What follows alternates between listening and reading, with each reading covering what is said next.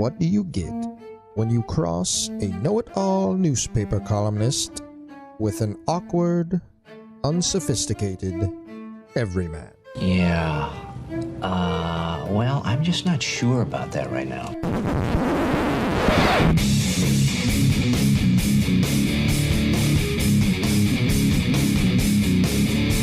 Welcome to Couch and the Rube.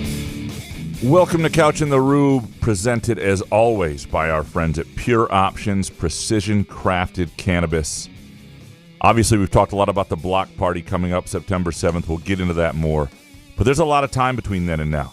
And Pure Options is here for you to get through the late summer doldrums if you're just jonesing for football. Or if you're just not ready for the fall and whatever comes with that. You don't want summer to go away. Get the most out of your summer. Get the most relaxed, the most chill. Let Pure Options be there for you. Go to pureoptions.com to find the location nearest you. 3 in Lansing, Mount Pleasant, Muskegon, Detroit. Pureoptions.com. You can sign up for the Pure Perks loyalty program and get deals and events tailored just to you, emailed right to you, as I do every single day. And our Friday afternoon show, presented by our friends at Firekeepers Casino and the Firekeepers iCasino and Sportsbook app. Download the app today. Bet the games we're betting. Bet the Olympics. Bet the NFL over-unders, college football over-unders. We've got some Groovy Donut Twitter questions coming up on that as well. Jason, how you doing, brother? Instead of the, right? Call.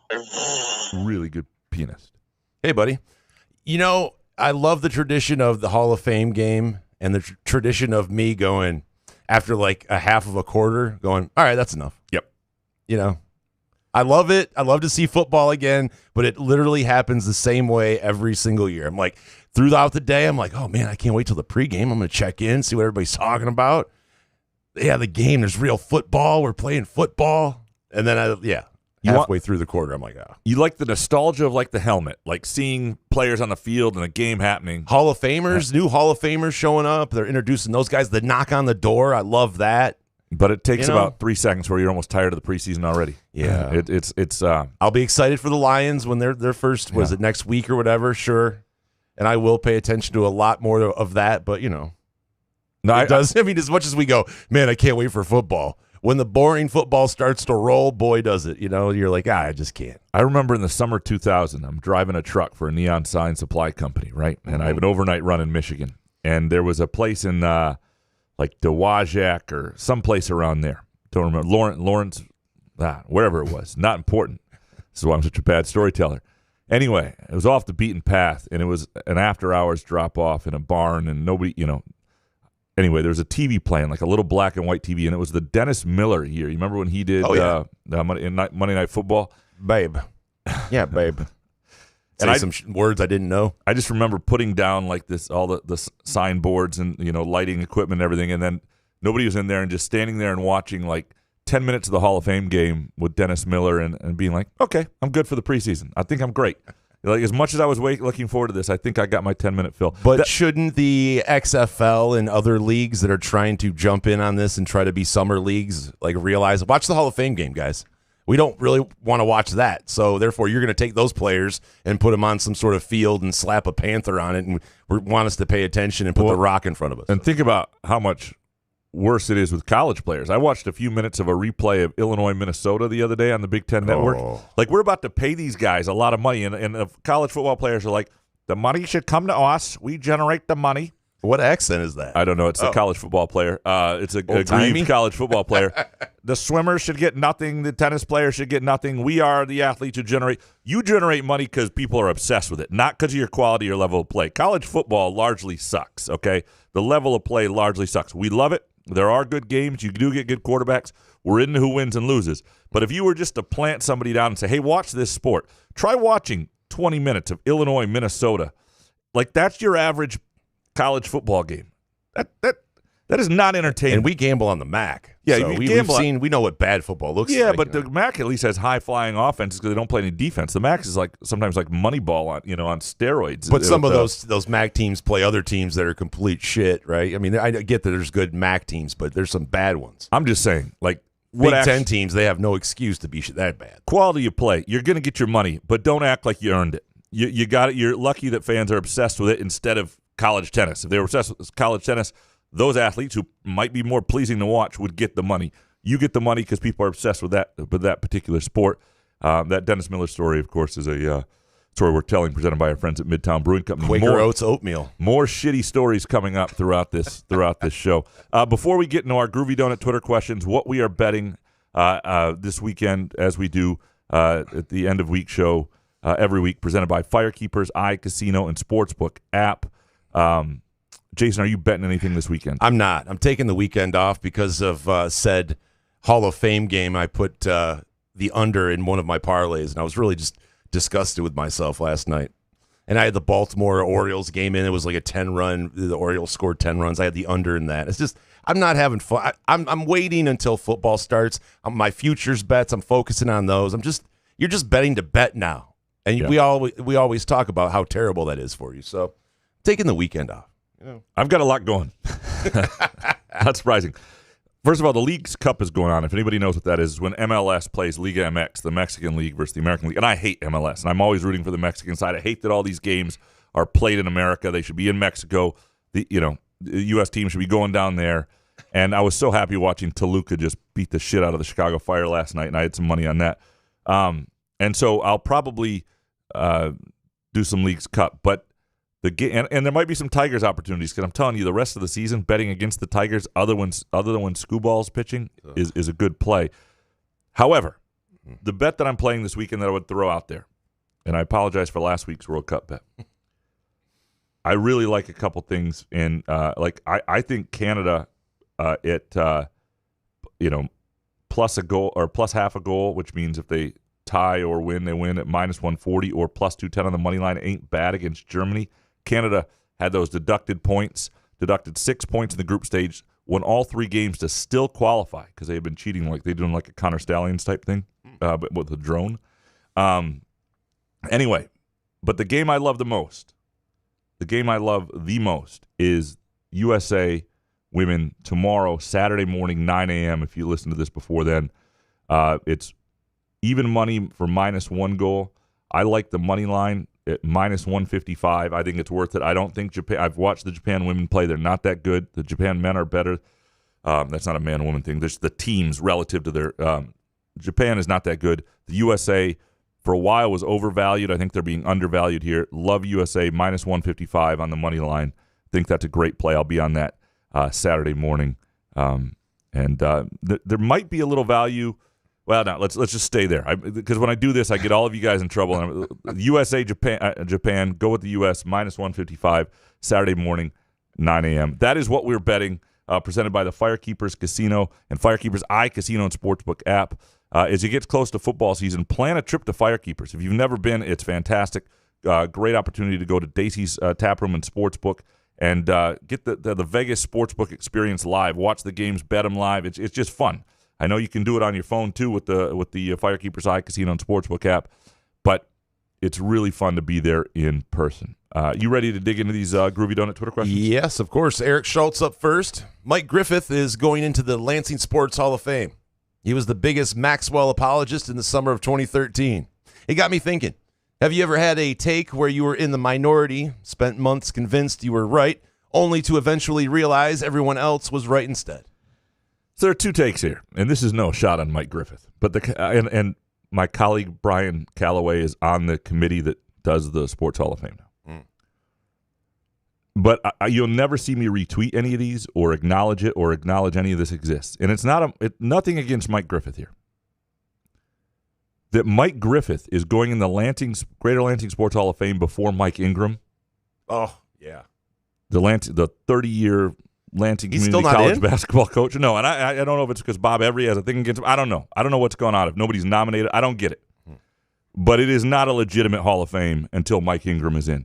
You can't have a guy who's in the JUCO College Basketball Hall of Fame, who's won more than 600 games, who's been a staple of this community for 35 years, over Mike Griffith. I know he grew up in Mason. I know he came, whatever. But Mad Dog is in over Mike Ingram? I mean, we said the Lansing Hall of Fame is complete now that Mad Dog was in. Now, I didn't know Mike Ingram was in it. What are we doing here? Okay. Wow. So anyway, the Hall of Fame doesn't actually exist in my book, and I won't tweet it or share it. And I'm saying it here and haven't quite written that column yet because let's talk about the beef. Can't Every and Ingram talk? I mean, if there's a beef well, or we're going to find this out. About Before I write this column, what I'm going to do next year is I'm going to be the one to nominate Ingram. There's a form you can download, and if I nominate him and he still doesn't get in, then we got. Well, isn't it? Do we have to wait for that to know it's obvious that someone doesn't want him? Yeah. When Mike Griffith, like you said, no. I don't know what's going on, but Mad Dog get in before Mike Ingram. So to your second part of the question, if I ever had a take where I was in the minority, I'm sure I have, and I'm sure you guys can think of them. I mean, I've had lots of things I've hung on to. I was how many MSU quarterbacks have I been high on longer than other people? But you don't stand firm on them after the fact. I mean, like, I think you understand if there's a lot of pushback. Do you do it at the time? I think years after you go, yeah, that was pretty stupid. So that's why it's easier to, to goof on you because you can take it. You know when it's a bad take is a bad take because you're paid for takes. So, yeah. You're gonna misfire. If you were at 100% of your takes, that'd be pretty wild. I mean, I still thought, like, A.J. Hogard had a chance to lead them someplace deep in the last season. That's not crazy. Yeah, it's not the same. Yeah, a lot of people are with you or hoping. Eric, you can probably think of one, and I'm sure I have them. Open up your notebook and go back to Graham's terrible takes. Trying to think if I hung on to Darko Milicic or something longer than other people. Even then, come on though. But you look back on it. I mean, because you can argue against it. They did win a championship that year. Well, the three receivers, like I loved Charles. I still think Charles Rogers was an awesome draft pick. I think Charles Rogers, Mike Williams, and Roy Williams, I still love the three receivers. I still thought that could have been fun. Like, I was on that. Then. Yeah, there you go. All right. Because you still think the Charles Rogers pick is still good? Well, no, I mean, at the time. Even then, at the time when everybody was like, do not draft him to a team where everyone is at where he knows. If he doesn't break his collarbone, I don't know. He's a Hall of Famer. All right. Eric Schultz, what do you think will end up happening with the Tucker lawsuit? What do you make of the timing? Filing it several months after he was fired. Yeah, it just the other day before this happened, Matt Mencarini, my guy, I like to do some name dropping here, and I had a conversation about when this might happen. If it would be he thought, is there a time when it would hurt MSU the worst? And I just don't know that people care all that much generally until there's a resolution. Do people care about the money he could possibly get? Well, right? I think people will care about the response and what MSU does in terms of whether they fight it, whether they settle a little bit. If you're MSU, you got to think about how people feel about you settling, but also how much do you want to spend in legal fees? Right. What's worth it? You have to find a number. And then what's your case? Does he have anything against anybody you don't want out? And then or the flip side is, does anything in his lawsuit a case against you that's reasonable and you could lose? So those are things you have to think about. What do I think will end up happening with it? And I don't know this. This is not reporting or anything on this. My hunch is there's a small settlement and it's south of $10 million, but there's a small settlement. Really? That would be my. You don't think he'll get over 10? No. Even with Michigan State's like kind of looking at their lawyers thing, because that's what the thing is, right? They have to come up with a number that Tucker and his lawyer are going to think about, right? I do not think he sees over $10 million. Really? Okay. Maybe is Sheila Hamp Ford the best Lions owner? Yeah. What are the other owners? She's lived long enough. I mean, outlived Martha too. I mean, hey, she seems to be somebody. I give her some credit. When things look bad, she made decisions and then she got the right people in place, right? Okay. No? Rod Wood is still there. So I don't know. You have to explain Rod Wood to me before I'm going to call you the best owner of all time. She got rid of Bob Quinn. Who? Yeah, really? Okay. And Patricia gave Patricia and Quinn another year to try to figure it out. How many duos figure it out in their last year? It is a low bar, but she's the best at it. You let two guys that are Walking Dead guys. So are you saying she's not? She's saying the best Lions owner. Yeah. Okay, she has to be. Yeah. It's William Clay Ford, or who's before that? Howard J. Stumpfeld or whatever. I mean, it's from 1888. I don't know. Yeah, I guess you could say that. I like women too. Is that what we're trying to do? Like that's nothing to do with woman that. Or something? No, it has nothing to do with that. They're just success. I'm just saying, are there cultural people will tell you there are things within the culture of the Lions that were helped by her, that she's done a good job of that. Like she is not. It's not just she happens to be the owner while things have gone well. Sure. There's some impact she's made. I'm excited about it. Okay. Yeah. Maybe. The only time I can participate in this show is when I'm off work. What slips when you work too much? And by the way, back to Sheila Hamp, though. I mean, it's also with the former players, too. And I get they're coming back now, but that was a little slow to develop as well. I might be nitpicking. I'm happy where the franchise is now. Am I happy with how long it took to get here?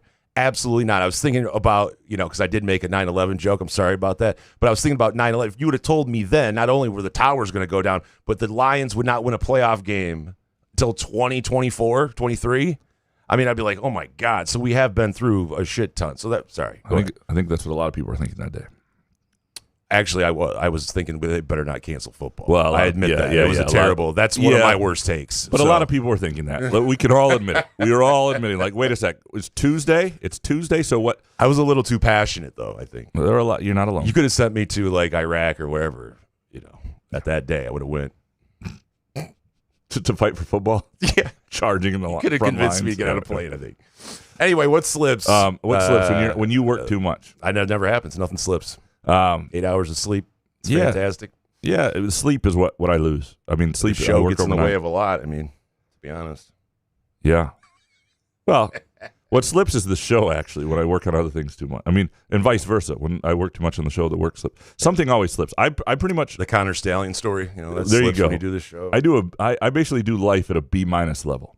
All right? That's pretty good. And so, yeah, and if I took something out of my life, I think I could do it at an A- level, but I enjoy all the things I do, so I do them all poorly or average. Ethan Charmella next. What are the odds the Booker Fears Carr Norman class leaves a larger lasting impact on MSU than Bridges, Langford, Winston, and Ward? Any chance? I mean, they win a natty. There's a good question. Yeah, I mean right. It's about what you win. I mean, that group, went to a Final Four and then had and Bridges was obviously gone when they went to the Final Four, but had won were the Big Ten champs in 18. So that group was a part of a lot of winning. 3 Big Ten titles for a couple of those guys, Winston especially. And the canceled March Madness with that group too. Yeah, there's a lot of legacy there. But the ultimate thing is if you win a national championship, and it starts with getting to a Final Four, right? I mean, that's where that group did that. Winston led that group. But is there a chance? There's absolutely a chance. I mean, because I don't think if you had said after the first year of Bridges, Langford, Winston, Ward, when they barely made the tournament, it wasn't clear Bridges was coming back, and then that whole thing where he stood at the Spartan statue and decided to come back when a lot of people when the school was going through a bad time, that was a big deal. So yeah, I mean, I don't think there's anything at this point with them that is less than what that previous group did coming out of their freshman year. So it's possible. Next one from Ethan. For both of you, if preparing to watch your favorite team in person, what is your ideal day leading up to going to the game? Oh, we're going to the game? Yeah. See, it's just getting there is like the whole thing for me. My mind is so consumed by that. We're talking so I don't Lions here, right? Yeah. But I mean, like we before the Denver game, Atlanta, like we went to a bar beforehand, but I don't think about any of that stuff. I'm like, let's just get close to the stadium and hang out until we get to the game. My mind doesn't work that way where I just like casually do something throughout the day. It's just like I wake up, I'm going to the game. Like it occupies your day. Yeah. No, for me, well, that's Torquay United. So I'm in England, which is cool. I'm hopefully already in Torquay. Otherwise, I'm taking a train down from London. There's a lot of good stuff going on. That's ideal day is I'm already there. I'm sitting on the English Riviera, hotel balcony overlooking the ocean, and having my coffee, getting fired up, putting my kid on right up into my rectum, and it was painful. Taking a cab up to the stadium and then having pints after. That's I don't know. Come on. Yeah. That's the ideal situation. Is that you thought about this one? Yeah. Well, yeah. I mean, that's a pretty damn good day. I would say. Yeah. DeUper, who puts up better numbers this season, Aidan Chiles or Sam Leavitt? Why the F is Team USA 3x3 or 3? Oh, these are two separate questions. Let's start. Let's start here. I apologize. Who puts up better numbers this season, Aidan Chiles or Sam Leavitt? Sam Leavitt going to start? I don't know that he is. Hold on. Better not. Hold on. Give me some Hoff. 1 Hoff. second.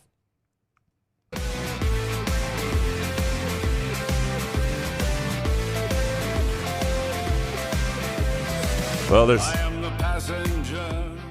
some. Yeah, it looks like he was the starter coming out of the spring. I apologize. Yeah. All right. So, look, you know that I'm a big Sam Leavitt guy. I was last year. I like his game. I think he's going to be a terrific college player. I think Chiles has obviously got a lot of weapons too. I can't give you an answer because I did not think Chiles made up for losing Leavitt, but I don't think you gained ground. I think Leavitt was going to be an all Big Ten player. I think Leavitt had a chance to be a pro. Leavitt had something to him, and I think he still will at Arizona State. Only problem at Arizona State is I don't know if it's too hot to grip. It's 100 freaking degrees. It's miserable. At what point can you not grip? I don't know. Other than it's a long way to go to say it's going to go either way. It's going to go either way. I don't know. So this one from DeUper. Why the F is Team USA 3x3 basketball team led by Jimmer Fredette and Rick Barry's grandson? We can't find a couple active NBA players to take a free trip to Paris. A gold medal is a gold medal. Yeah, it does seem weird. I mean, 3-on-3 basketball is a very different sport, and so you do want to practice it, and these guys have been practicing it, and there are a lot of different weird rules. What about Ice Cube's league? Ice Cube has a league, right? You can't grab 3 dudes from that would want to play in the Olympics? I don't know. Right? Yeah, and it seems like cross-promotion. It seems like a big man with some passing skills would be just really good. Because here's the thing about the 3-on-3 basketball is you don't need people who can move. You need a big man who's got nimble feet in a small area and can score around the basket. You do not need somebody who can get up and down the court. We once lost in a Gus Macker in Madison, Wisconsin. I was guarding like a 6'5", 400-pound Mexican guy who was the center, and I was our biggest guy. We had no shot because why did it matter if he was Mexican or not? It didn't. I just added that because it just describes him. I'm just being descriptive. And anyway, if we had been playing full court, we would have beat these guys. He could not have run with me. He could not have run with us. I was in better shape back then too, which didn't actually help me on this day.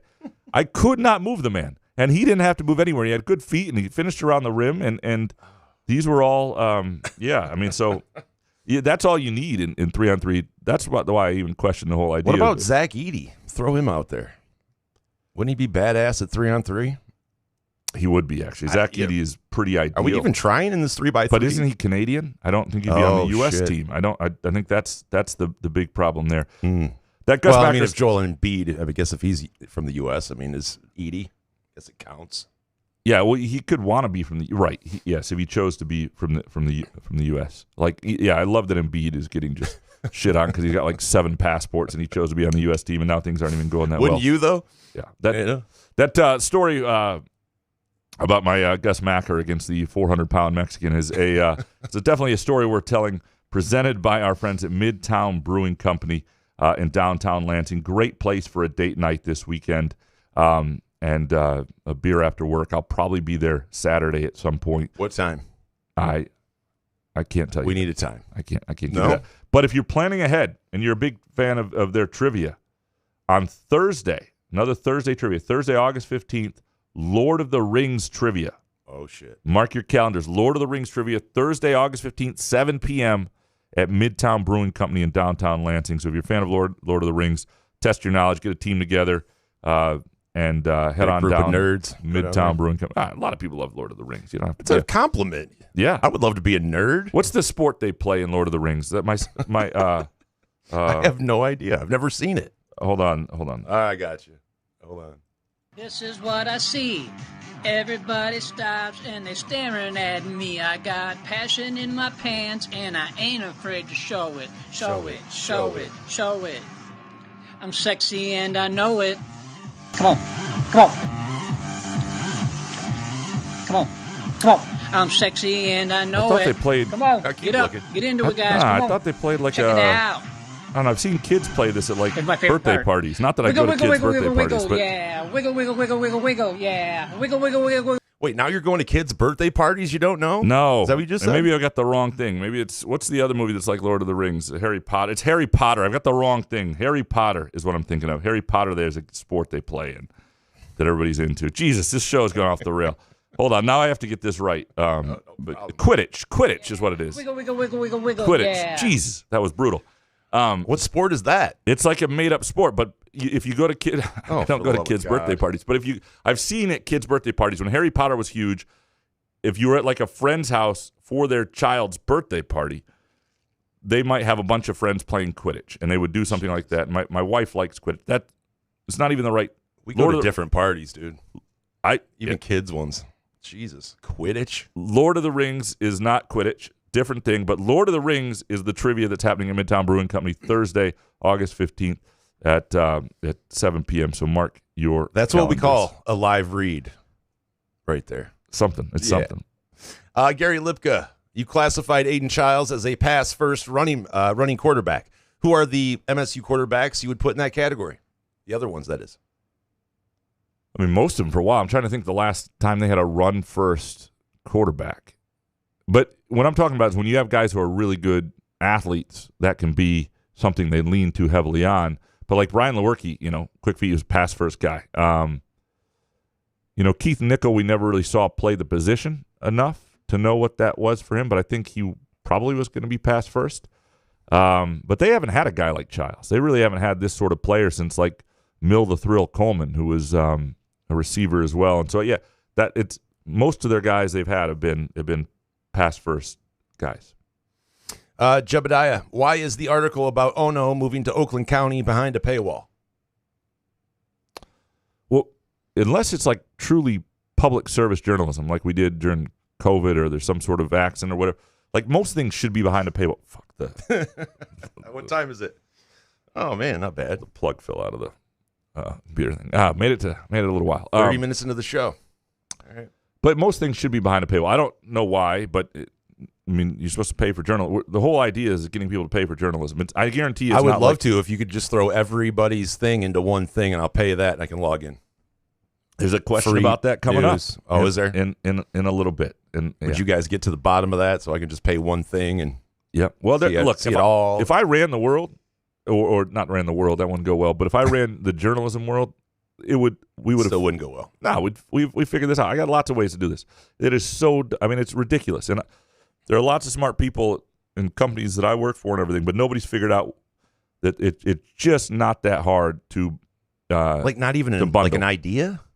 Well, the problem, I don't want to get into all the details of it, but there are some issues, and why get into something that's interesting, Because I'm serious. Like when I see an article and I click, like especially on Twitter, and then it's like a log in, and it's like, shit, can I just pay one fee?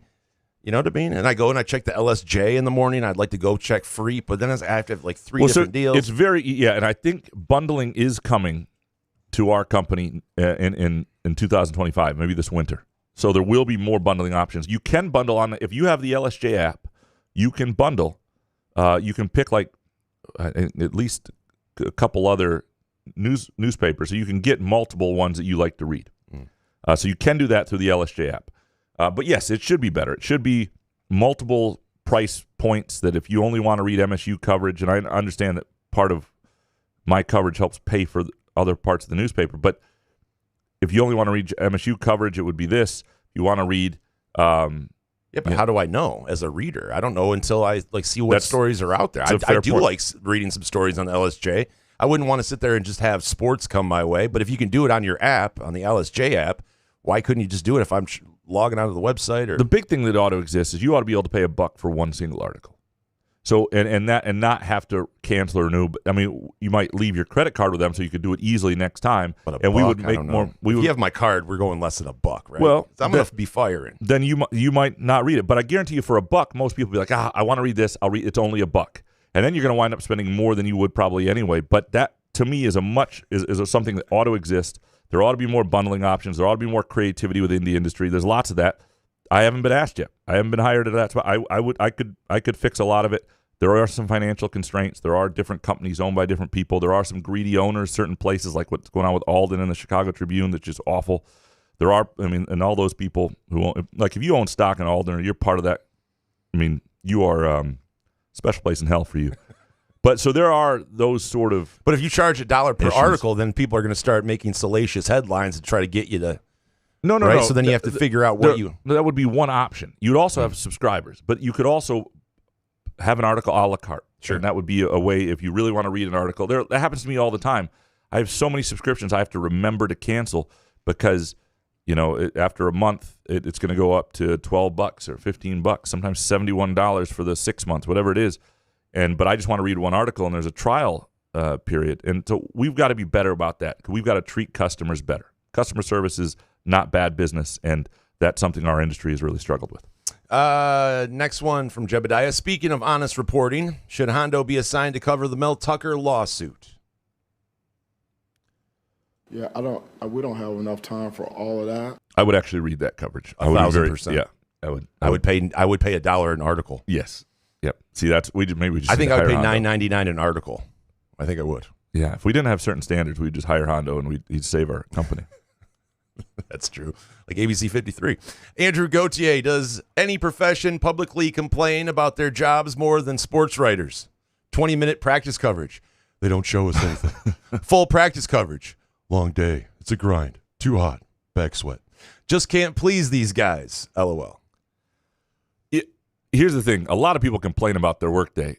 The problem is we have platforms to share our complaints, and we're too dumb to keep them to ourselves. That's really all it is. We're no different than anybody else in the world. That's all it is. But you know who never complains about their job? The fine folks at Groovy Donuts. That's true. Unbelievable place. And if you look, you're the happiest place on earth. You make great donuts for a living. You make people happy. Who's not happy when they get a donut? You can improve your weekend, your next week.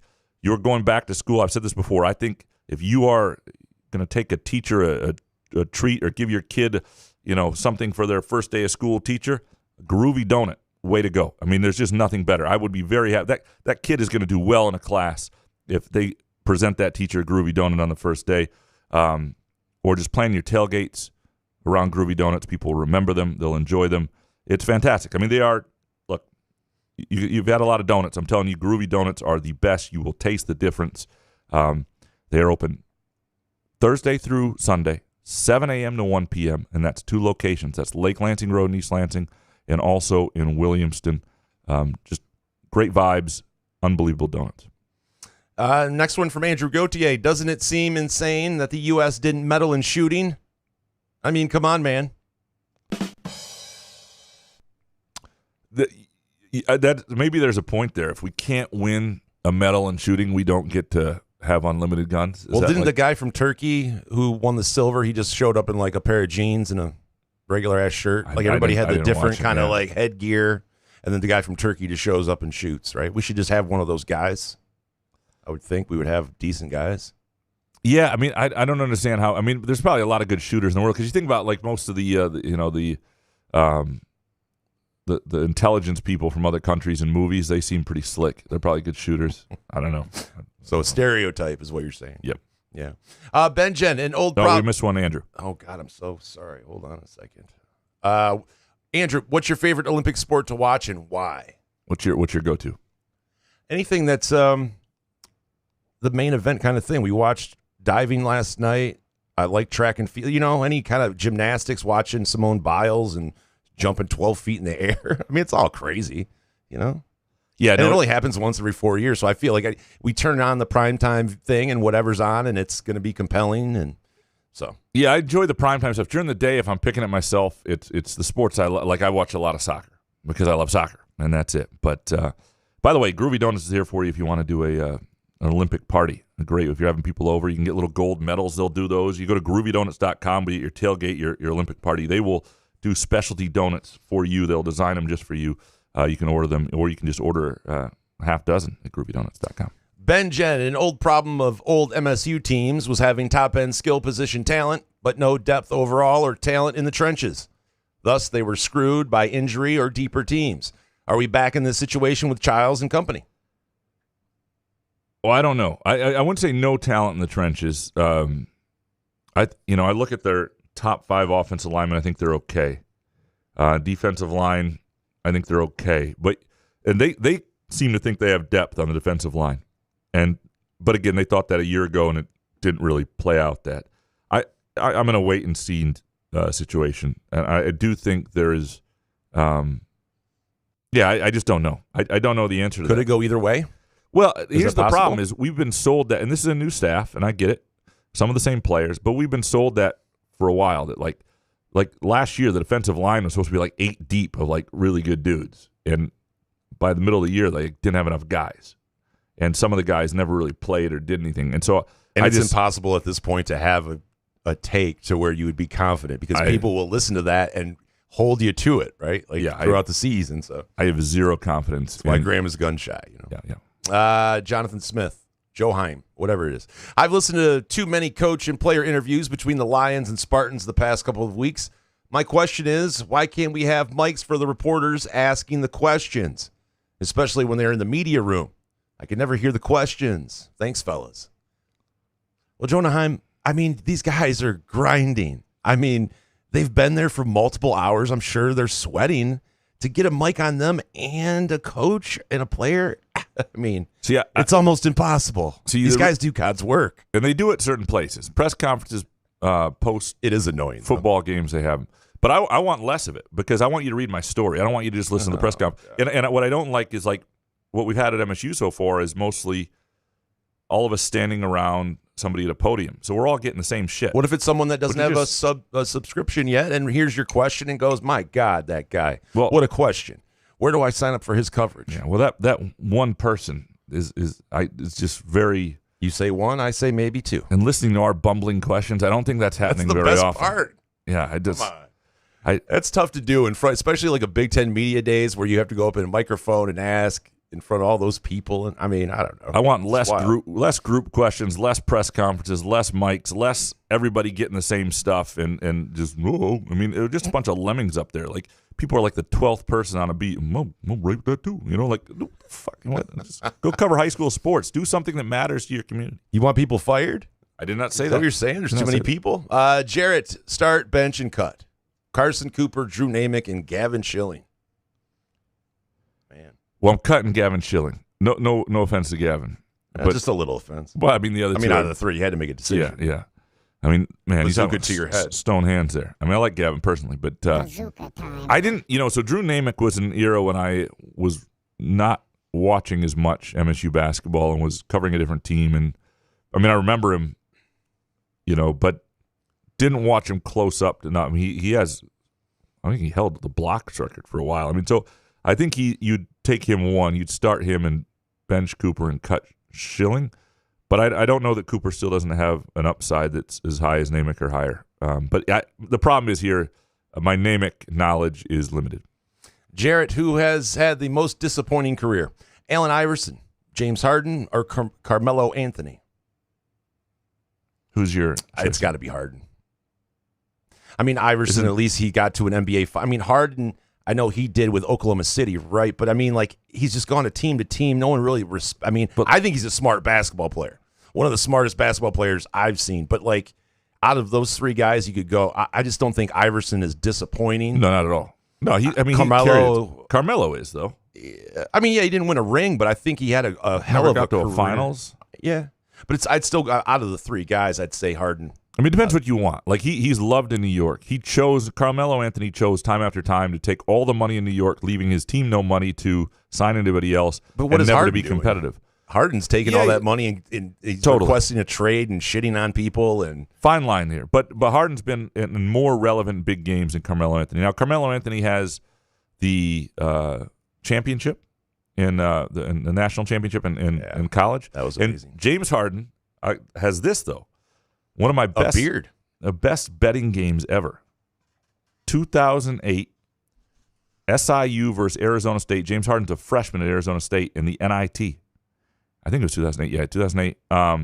And Arizona State was only -6, and SIU had this group of grizzled veterans who'd been to NCAA tournaments, who didn't have enough offensive punch. They were beat up. They didn't want to be in the NIT. There was no way they were going to be competitive in the game. They lost by like 24. And I wish I'd put more on it. But James, so he was part of a famous game, but that's not the same as winning a national championship. Famous to you. Famous to me. But so that's why you're arguing Carmelo Anthony because Harden won you some I would money. argue this, too. I would argue Anthony was hurt as much by the Pistons taking Darko as the Pistons were by taking Darko. Because if Anthony goes to Detroit, he's that guy who helps. And obviously it would have been different with Tayshaun. There were a lot of good dynamics in the way that worked at their peak. But as those guys got older, I think that run would have been extended as Anthony was in his prime. Don't burn all of your hot takes today, man. Peasy, Graham, you said Scott Harris should get on the phone and relay his thinking privately to beat reporters. Does Izzo or Haller do that with you? Sure.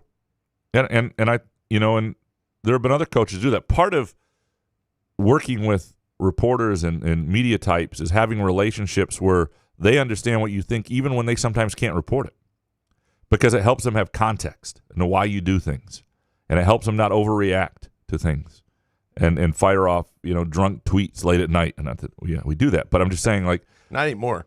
Scott Harris needs more relationships with beat writers. It would help him immensely, and that's part of the job. It just is. Because and those guys are dying to kiss his ass. Why wouldn't you? I don't know that they're dying to kiss his ass, but they're McCoskey. I'm not. McCoskey would love to kiss. Well, fuck, come on. All you have to do is read McCoskey's stuff.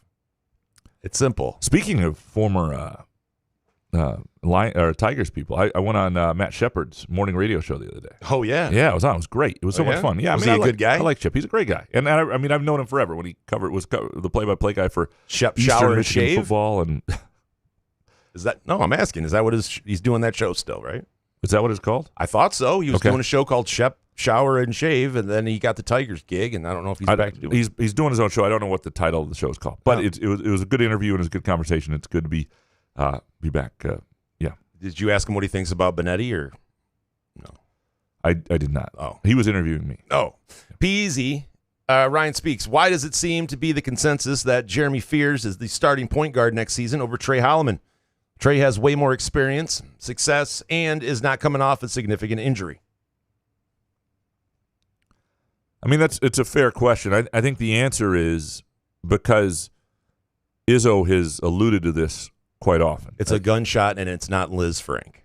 But even different. Last year before the shooting and a little bit after, but before, I mean, it was sort of Izzo would say that this was going to be Fear's show. Izzo would pretty much bluntly said it, and I don't know that he's come out and just said it, but you could.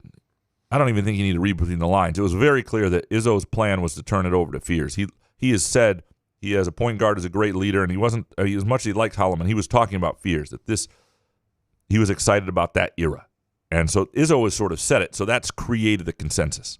To your point, if Jeremy Fears Jr. isn't the best point guard and Trey Holloman is better in that role, that could absolutely happen. And I think what will be very interesting is they go to Spain here on August 13th through the 22nd, play a number of games over there. They'll start to get a feel for where guys are and where Jeremy Fears is and how that's going to look. Ryan speaks. FanDuel has MSU season wins over/under at 4.5, with the over at -1 or 154. Cannot parlay it. What are both of your thoughts on these kind of long-term bets where it seems likely to happen, but the payout is not great? I would jump on them because the payout's pretty good. -154 is not horrible juice for 4.5. I don't think. But not many people have $154 to win 100 and have it hold for a 6-month period. So if you have the money, and if you're doing FanDuel or you're doing Firekeepers iCasino and Sportsbook app or whatever you're using, but if 4.5 is a great number, you have it's a credit card, right? And obviously you want to pay off a credit card, otherwise the interest will kill your bet. But if you have the means to do it, I think it's a great way to bet a season because if it creates discipline for you. If you're somebody who likes to have action on MSU football and you wake up every game and you're trying to find the edge and you're betting them and you're losing half the time because they don't cover the spread or whatever it is, it's a great way to have something a little extra on the season all year long. You don't lose any specific Saturday. You don't win any specific Saturday, but if they get to 5 wins, you're cashing out. So if I'm not telling you how much money to spend on something, but if you were like, I'd love to have $100 at the end of the year. I'd love to have $200 at the end of the year. You can do the math there. And if you have the money to do it, it's not a bad way. Look at it as entertainment value. So if spending, an extra $300 is worth to bolster your entertainment and enjoyment with Michigan State football, to have a little something extra on the line is worth it for you for the whole course of a season. If you might bet that anyway throughout the course of 12 weeks, which Jason certainly would. Then it's worth doing, especially if it keeps you away from dumb bets throughout the year. I think those are always smart plays. If you like, if you really like the bet. And I think 4.5 is probably. And a if good you're one. not a gambler like that, yeah, but you could also, games that you think Michigan State could win, you could sprinkle on that and have this bet as well, I guess. Yeah, so it's basically $300 to pay $200. Yeah. So if you want to win a couple $100 at the end of the year and you have $300 to give, if you don't do it. Like you should never spend money you don't have. That's Jason's been there. What was the? Says the guy that's wagering his mom's house. Well, but at one point right, you were betting like $100 you didn't have and stuff like that. Oh God, oh absolutely. I had a bookie back. Yeah, oh yeah. I was betting $100. I was betting Gonzaga, San Francisco, because those games would be on at midnight, and I would get off work and go home and watch those games and sweat those. And then the NFL, yeah, I was definitely betting $100 I didn't have. But if you want to ever feel alive, I recommend that. Because it is. I tell you what, you watch basketball in a different way. You watch the sport in a different way. Like wasn't afraid of my life, but it was more of just like you didn't know, the unknown, right? And the best part is, even if you win that bet, you're still in huge financial shit if you're betting $100 you don't have. Like, you're not in a good place in this world. True. And yet you feel amazing for a little while. The high is amazing. Yes, and I had some success. You feel like it's okay with the NFL playoffs too, so I was like riding on that, and so yeah, it's definitely a different experience that I wouldn't recommend for everyone. That is a story again we're telling, presented by our friends at Midtown Brewing Company in downtown Lansing. Ryan speaks. Read that. Kurt Wisniewski, thoughts on the new NFL kickoff? It looks weird. I don't really understand the rules yet. But I haven't paid a lot of attention. Do you watch it yet? I watched it last night, and I saw the first one, and then I watched people react on Twitter, and I was like, it didn't really, because usually it was like a touchback anyway, right? Yeah. It seemed like there was some movement at least. I'm more interested in the hip tackle, because that's a 15-yard first down, so how are they going to call that this year? How do you tackle a guy? Yeah, I'm worried about that stuff. I'm worried about the dumb penalties that change the games. Lions not winning the Super Bowl. There you go. Yeah. Kurt Wisniewski, once Mel Tucker and his case is thrown out, what football team will hire him? I think he winds up in the NFL. I just think it's an easier sales pitch there, and he winds up on an NFL staff somewhere, position coach or something. Yeah, no more Saban to go do the graduate assistant rebuild kind of thing. It's a better life being an NFL coach. You're not, Oh, yeah, totally. Yeah. Bobby, would you bet Michigan football or MSU basketball finishes higher in the Big Ten? This is a really good question because I don't. Again, it could go either way. Because I really don't know.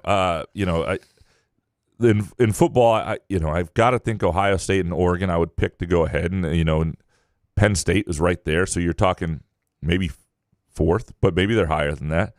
Maybe somebody else creeps up in there, and you were saying Michigan loses 4 games. Yeah, and Iowa's schedule is pretty favorable. Like Michigan could wind up 5th or 6th and still be really good. It's like a 46-team league now. You got to keep that in mind. And the other thing that would be interesting is that Michigan might not be bowl eligible if they don't get into the playoff. But I don't know if anybody cares. I mean, the thing is, I don't know if people. Yeah, I don't know if you want to go to a bowl game if you're not in the playoff anyway. So I don't know if that's a punishment.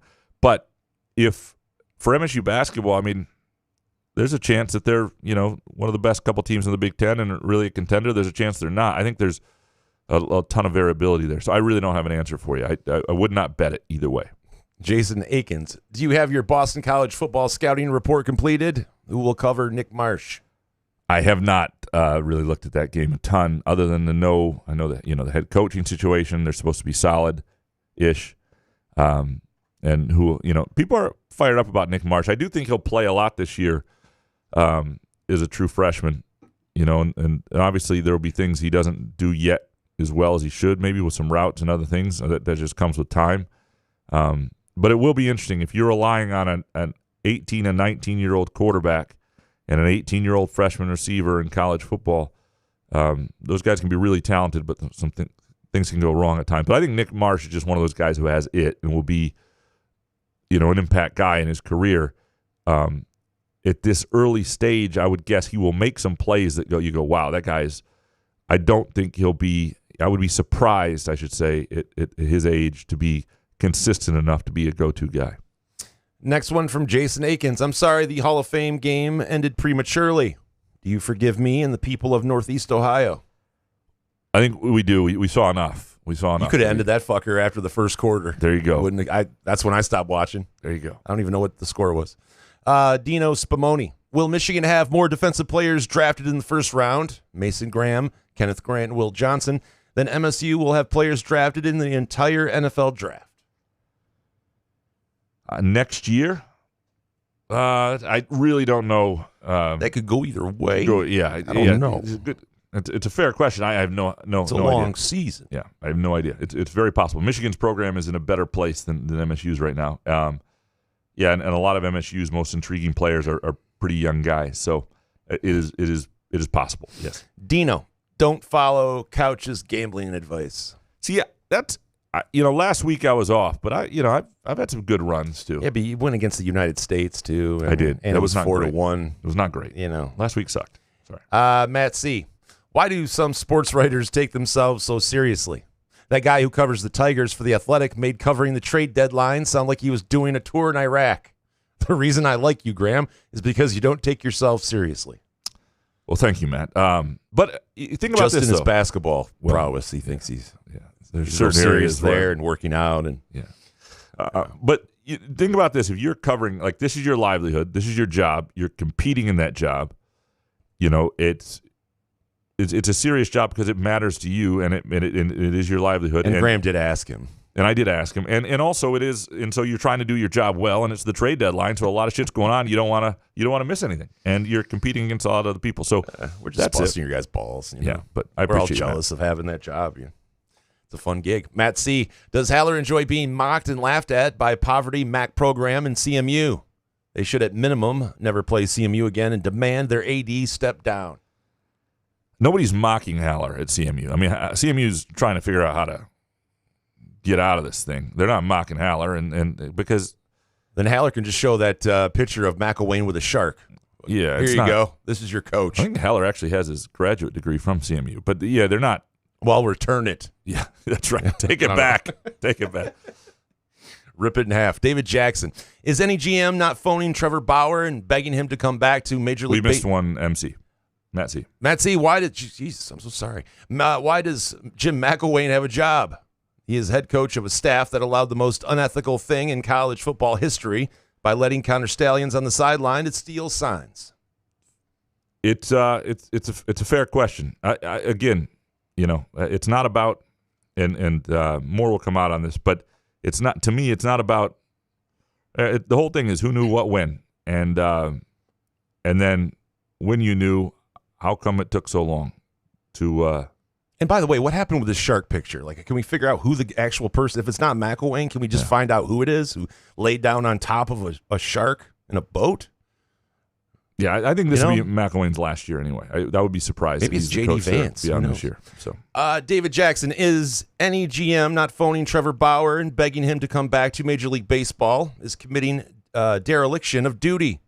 How long can this flat-out illegal collusion, this tacit blackballing of Bauer continue? Can you imagine a 1-2 punch of Bauer and Skubal atop our rotation? Well, he hasn't been that. Maybe I'm wrong on this, but there are some baseball reasons he hasn't been as good in Japan or wherever the hell he is or other things lately. And it's not that the Tigers don't need pitching. Yeah, would you though? If you were falsely accused and then you have to go over to Japan to pitch because no one will talk to you and then you're acquitted of all things. I mean, yeah, it's crazy, but Bauer has that in his background still of the weird sexual proclivities that he has, and maybe people just don't want to, like you said, if he was throwing absolute fire in Japan, I think people would talk to him. Absolutely. There's just too much to get involved in. It doesn't benefit you. If he was pitching like Tarek Skubal, he'd be on a team and he'd have 7 or 8 offers. Yeah. David Jackson, when will MSU hand out the punitive move of canceling the 27 and 2030 scheduled football games with Central? Does Haller think that MSU fan base wants our school to reward that slime ball McElwain with big game checks? They love Michigan so much they can play in Ann Arbor instead. Yeah. Well, I don't think McElwain will be the coach in 2027 or 2030. So so they won't be rewarding McElwain with big game checks. But but then you're rewarding Central. Still. Yeah, who knows where look, Haller has said on the record to me that he is, anxiously awaiting the results of this investigation. I know he's frustrated by the lack of communication and that how it plays out will impact their relationship going forward. So I don't know what that'll entail, but it doesn't mean nothing. He's been blunt about that. He's been straightforward about that. Next one from David. Who should the top football powers in the Lansing area? Who should be the top football powers in the Lansing area this year? Back in my day, you could count on Sexton and East Lansing to be tough every year, while Holt and Parkside stunk. And what the hell was a Harry Hill anyway? Is that some obscene insult? Harry Hill was a high school that was around for 10 years in Lansing, and then was a place that you went for like, bad kids. No, it was like kids who were in into crime. Not crime. What's the word I'm looking for? Trades. It was like a trade afternoon. You go to trade school stuff. Where I should have went. Where you should have went. They should have sent me there. Yeah, yes. where they should have sent Jason. I always wonder. I sit back and think about that. Like those kids that would get off at noon and go to like a gig. I'm like, what was I doing in school? I wasn't learning shit. Send me to a gig. Like I was ready. Now so if Doug Herner, who's the Izzo's right hand man, he's getting a little up there now, and he's not as around as much, but.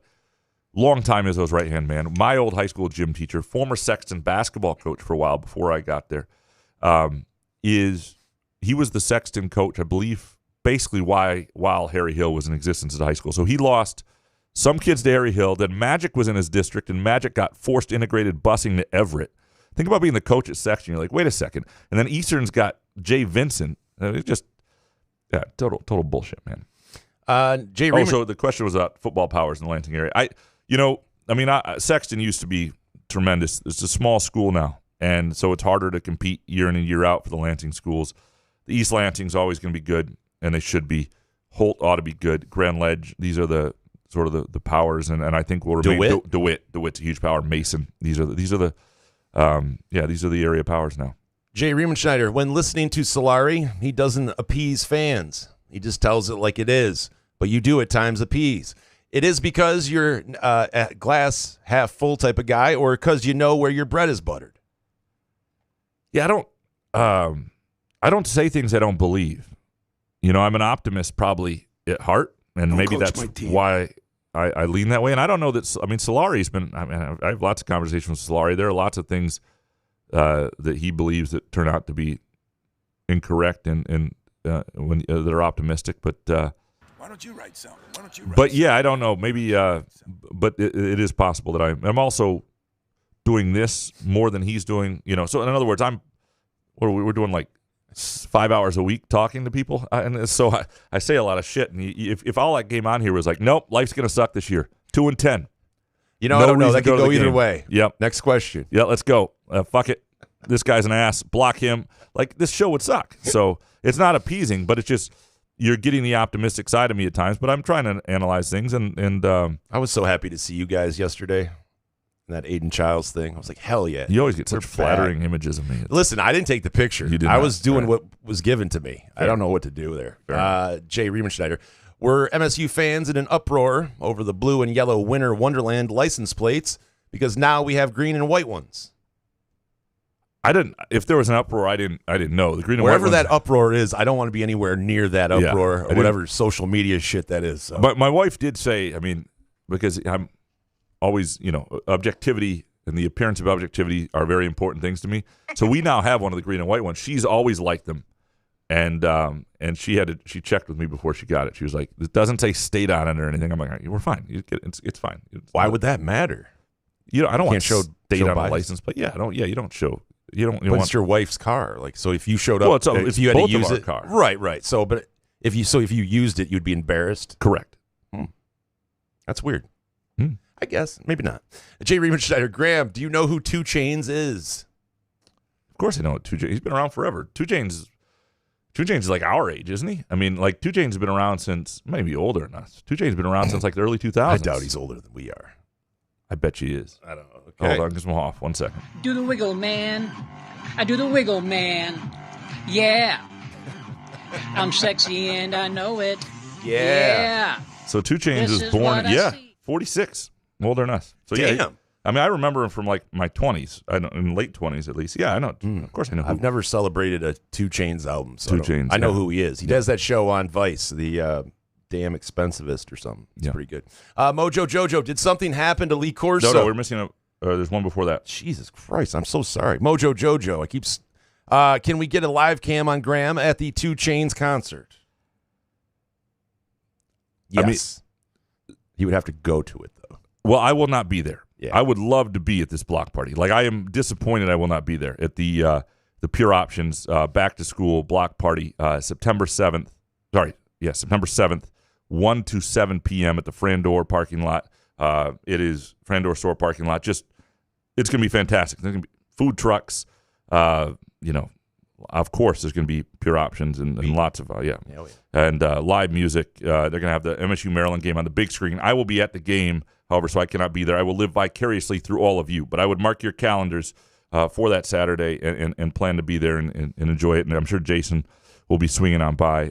But otherwise, I would happily wear or have a camera on me at the 2 Chainz concert and be there. Can you have a camera on you in the press box? I mean, that's equally as interesting, I think. Yeah. You know? You can also go to Pure Options before then, by the way, and if you do and you spend more than $50, tell them Couch of the Rube sent you. Tell them anyway, and you get a free 8 the Pro Grow, a terrific in-house brand, just for being our friend. Mojo Jojo, did something happen to Lee Corso? There was some long segment on SportsCenter of him the other day, but the sound was off at B-Dubs. Endless wing special, not worth it. I don't think. Did Lee Corso die? I kill people on the show once in a while accidentally, but I'm pretty sure we would have heard about it. Yeah, it would have been a big deal. I ride through the city's backside. I see the stars come. Did he die during the Trump thing? Maybe we. So there are all these really bad headlines. Tell me what you Googled. Lee Corso and just news, Google News. And this is what I hate these people. You want to talk about media that sucks. Like the shitty parts of Sports Illustrated. Anybody like SI Maven. All these people. Lee Corso's role at ESPN as Nick Saban joins. Like, give us a little more than something. I'm not saying that's clickbait because you're going to tell us what it is, but it's a little. Some of these are a little too trying too hard with the teasing. Don't a couple things. Don't do that, and don't do the here's why on anything. Who are the most hated ESPN employees? Click here. I'm sure his role is diminishing slightly because they've now got Saban and. But nothing else happened to him. And we have Biden, so we don't need another old guy on TV. Rich Kane, did nobody mention Claude Lemieux as the most loathed and hated guy? I don't think anybody did, no. Yeah, they did. Did they? There was a few. And yes, he should be up there. It's just, I don't know how many old school Red Wings fans listen to this show. I don't know. Yeah. But I feel like he would be higher up there. Richard Kane, a show about Irish podcasters solving a murder. Sounds pretty good. But doesn't a Netflix show about 2 mid-Michigan podcasters solving the Connor Stallions mystery sound better? It would be a good podcast. But that sounds like a lot of work, though. And we already do a podcast. Yeah. It's not very good. You have to do research. And yeah. Jason's out. So he would care. That would be rough. I'd really care more about McElwain on top of the shark than Stallions sometimes. Do we have a new drop? About the 4140 mark on the last show, we have Couch with a glorious declaration of, I prefer butthole. I will mark that. I will write that down, and that will be before Monday's show. I'm not really down on Jake Boss because it's a hard job for sure. But if Western and CMU can get to the College World Series, shouldn't we be at least sniffing it a little more often? Is it just because of the quality of our league compared to the MAC? I don't think we regularly beat them head-to-head either. Well, some of the head-to-head stuff is a little skewed because and both teams are throwing their fourth pitcher, but nobody pitches their top guys during the week when they play. So in baseball, it's not like softball where you can have just one pitcher. You pitch your, like if you're the Tigers and you had Scooball, he would pitch your Friday night game, right? And every week, he's never going to pitch Tuesday. You're going to pitch Montero on fucking Tuesday. Well, now you just have a bullpen day for the Tigers, but you're going to pitch Montero on Tuesdays against the MAC. So that's part of the reason. However, it is a Michigan State baseball should be better than it is. It should be. There's no reason they can't be slightly more in contention relative to schools around the Midwest than they've been lately. Ken Chu, as a player and a coach, what is Jonathan Smith's record versus Oregon? Asked him to ask this again, and he did, and I looked it up. He's 2-4 as a coach against Oregon, and he's 2-2 as a player against Oregon. So overall, 4-6 against his rival when he was at Oregon State. So Ryan Schultz is telling me the McElwain photo was solved years ago. It was wasn't McElwain. It was some other guy who looked a lot like him and admitted. Okay, I'll have to check that out after the show. Appreciate you, Ryan. Yeah, Ken Chu, what do you think of Ebling's comment that the Netflix documentary will be Connor Stallion's version of the story? Well, Connor Stallion signed off on it, and a lot of these sort of docu-series things aren't true documentaries anymore, right? They're sort of produced by the Florida one with Herb. that was done with him, with his consult. So was The Last Dance. I mean, there's some stuff in there that but that's different. I mean, with the Florida thing, you didn't hear a lot about Aaron Hernandez in it and all that other shit. Yeah, but a true documentary on Jordan would have gotten more into the gambling and things like that. And there's a lot of stuff. It's not actual journalism. It's sort of a cool story with hints of journalism. But no one wants to do that story because Jordan's not going to sit there and play along, and Jordan is scared.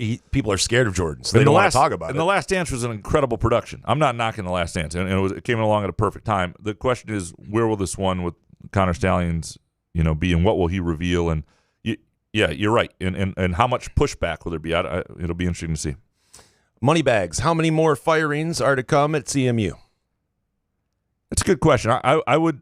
I mean, if you had taken over/under, I would put it at 1/2, and I'd say there's probably one more that's probably out there. But I don't know that happens. Again, I don't think this staff is there for the long haul.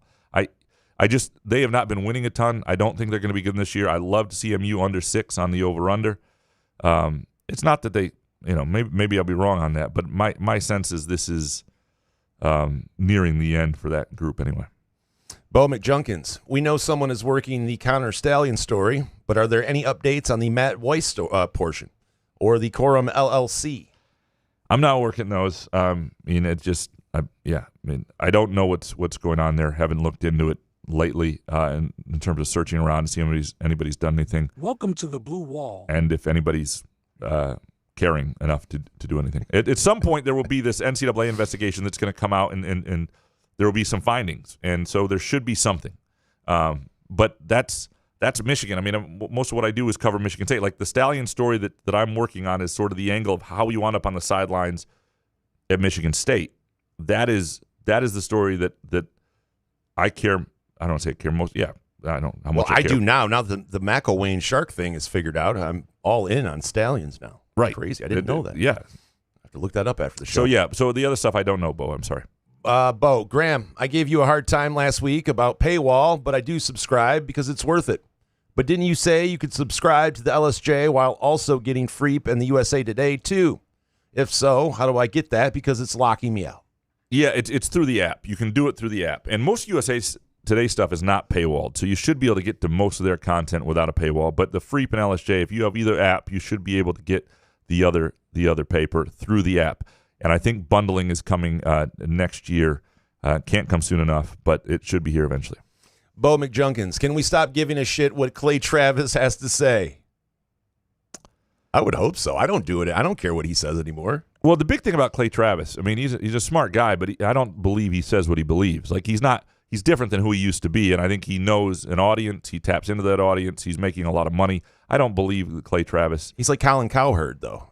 He was really good on ESPN, and now he's at Fox making a shit ton of money and just. Yeah, but Cowherd still says things that I think he believes.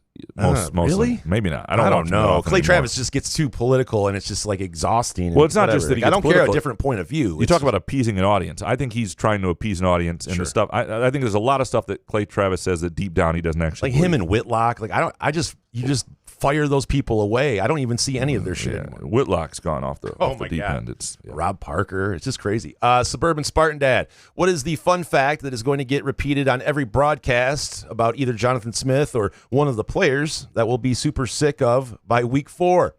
Did you know that Peyton Thorne and Jaden Reed were high school teammates at Naperville? They were. No shit. They were.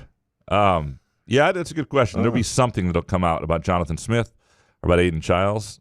Graham worked in Kalamazoo. You guys know that? Yeah.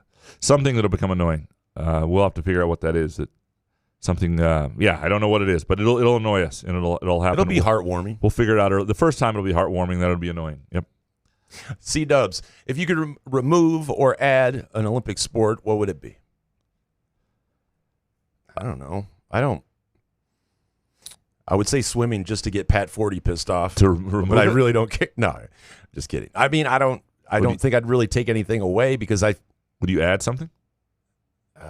Baseball? I mean, there's some. It's coming back, but. Yeah.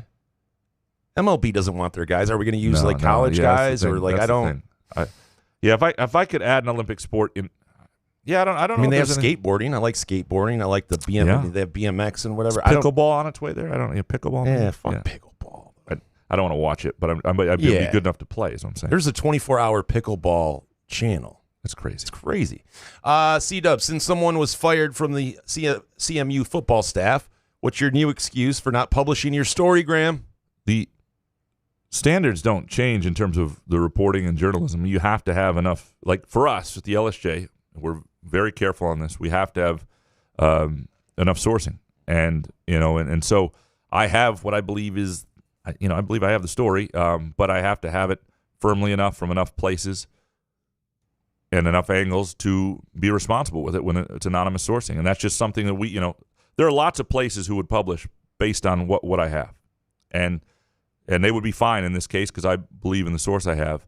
But a lot of times they wouldn't be because, look, and we as a organization at the LSJ have been saved many times by less, I don't say ethical, but more careless reporting from other people that we have not reported. We've held off on, or we've had, So, again, just because there's evidence that comes out that is in line with some of the stuff I have here, it does not yet. And again, what was fired was also reported as being fired. That is not actually, that was reported anonymously as well. So that is, again, another person's anonymous report about somebody being fired does not change our standards. That's what I have to say on that. Tim Horton, Graham Manito, and Yason. What Olympic event do you think you'd be most successful at with just a few weeks of training? And from Steve, trampoline, speed walking, breakdancing are 2024 Olympic sports? Really? What is your best Olympic sport? Well, definitely not breakdancing. Yeah, I think speed walking I could get. I walk fast. pretty. I understand, but he's talking. Are we answering Tim Hortons then? Because I'm saying with a couple weeks of training, Okay. I feel like out of all of the sports, I think I could compete in speed walking or maybe like a what's the shortest diving thing, like a 10-footer. And the cannonball, or what would you do? Dude, I could dive. Okay. I wouldn't score high, but I think I could. Better than that one guy who fell off and belly. No, I think there would be some of those jumps in my repertoire. But Okay. I think I could get a dive where, What if that was your intended dive? You have to tell them, look, I am trying to create as much of a splash as possible. Don't then they should judge arrest me. you and take you off the premises. Yeah. Because why are you doing that? Pickleball would be mine because I think I'm already a world-class pickleball player. I don't even play that often, but let me tell you, if you're decent at tennis, you can dominate in pickleball. I don't know if anybody. I mean, Do you slam the ball on that? it's just neat. It just translates so well, and it's an easier sport, and the people are less agile. Have you ever given like a fist pump, like a Tiger Woods, like after a point? in pickleball? Yeah. Not yet. I should. Ooh, yes. Yeah. Tim Horton, do you fear MSU is going to be steamrolled by hashtag September Maryland? Could happen. I have no idea what to expect from MSU and or Maryland. Maryland is one of those teams every year you think, how good could they be? And then you'll see one game in September, you're like, holy shit, Maryland, man. How did we get through July without knowing anything? It's pretty impressive. It is. That's one of our strengths. Yeah. I don't know if it's a fear, but it's certainly something that could absolutely happen. Tim Horton, will Robin Freilich or Leah Johnson have a better team this year? Good question. I would give the nod to Freilich, but that's not. I am not somebody to underestimate Leah Johnson, and that's just based on I think where she's still trying to build that program. But there is going to be a turn that's going to happen with Leah Johnson's program where all of a sudden I think it's like, boom, wow, they're really good and they're really competitive, and they could be ahead of schedule with that. But if I had to pick it, just based on the fact that MSU women's basketball was in the NCAA tournament last year, they added a huge transfer from Oregon. I think they've got something rolling a little bit already. I would say it's MSU women's basketball. Original Dark Mantonio, Nick Marsh, Donnie Corley, both in-state 4-star really good receivers, which was hyped up more by the fans.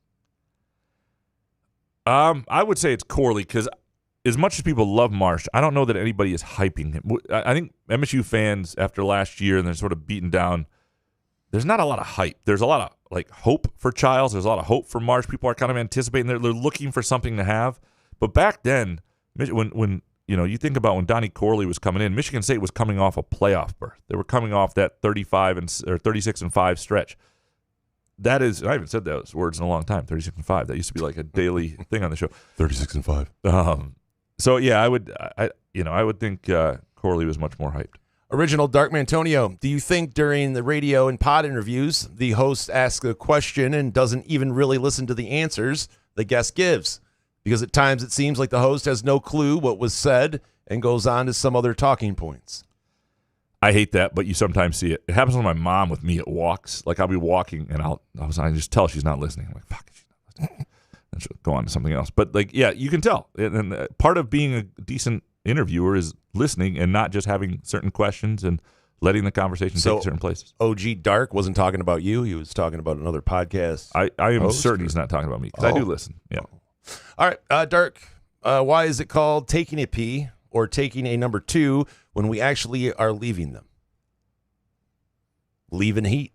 Yeah, this is a July question. We're in August now, Dark. It is kind of weird. You don't really take a pee. No. What else would you say? Deep I'm going to go leave a piss.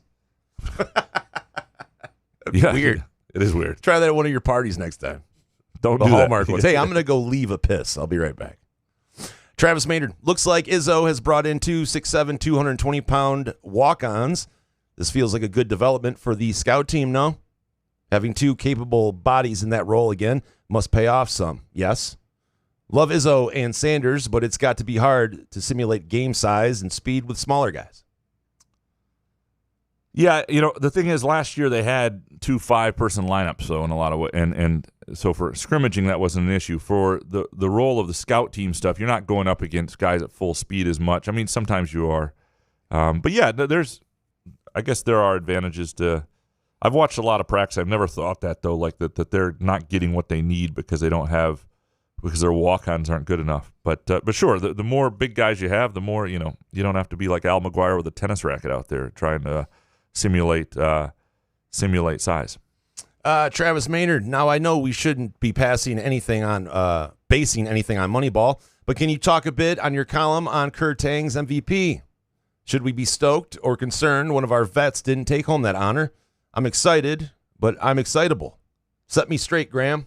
And from Luminity, whatever that name is. Illuminati, how many times has an incoming freshman been named Moneyball MVP? Yeah, I don't know the answer to that question, but I think the thing about Teng is, he has not gotten it. I mean, people think he's going to be a good player, but he's not this flashy guy, right? He's not this above the rim guy.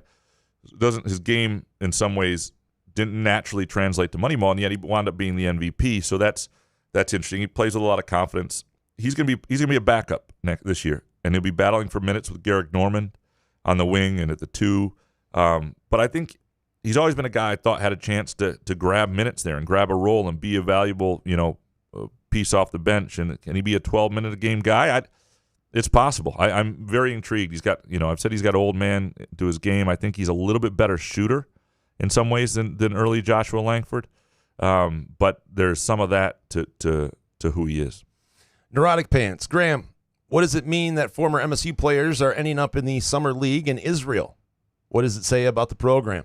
What's the real difference between the G League and Summer League? Well, Israel's good basketball. They're just not quite NBA guys. There are lots of guys playing, and tons of guys who would love to play in Israel. It's one of the better leagues out there. The real difference in the G League and Summer League, well, the Summer League is where you get young players trying to make teams and teams looking at them in the summer. The G League is the developmental league for guys who aren't in the NBA. So some guys in the Summer League are going to play in the NBA. Some are going to go back and forth. Some guys are going to be cut entirely, or some guys are going to play overseas. It's just they're two different, very different things. Okay, so I got bad news. We're going to have to call it a show here. Oh shit! All right. Yeah. I have a doctor's appointment I have to be at. We couldn't quite get the show started early enough today, and I apologize for that. There are some great Twitter questions still coming up. We will do them Monday as part of our hot take show. Again, my apologies. It just is what it is, and I'm on a bit of a time crunch today. Hopefully I don't get bad news, and I'll be here Monday. So I don't think it's that kind of appointment. Just turn your head and cough. But we appreciate all of you. Thank you for... Poor doctor. Thank you for... I didn't shower. It's not that bad. Thank you for producing our show, as always. and your patience with us. We appreciate Pure Options. Go to pureoptions.com. Apply for the Pure Perks program. Take advantage of that. We appreciate Groovy Donuts, Firekeepers, iCasino and Sportsbook app, Midtown Brewing Company, groovydonuts.com. Great way to spend your weekend. Just go to buy Groovy Donuts. We're out.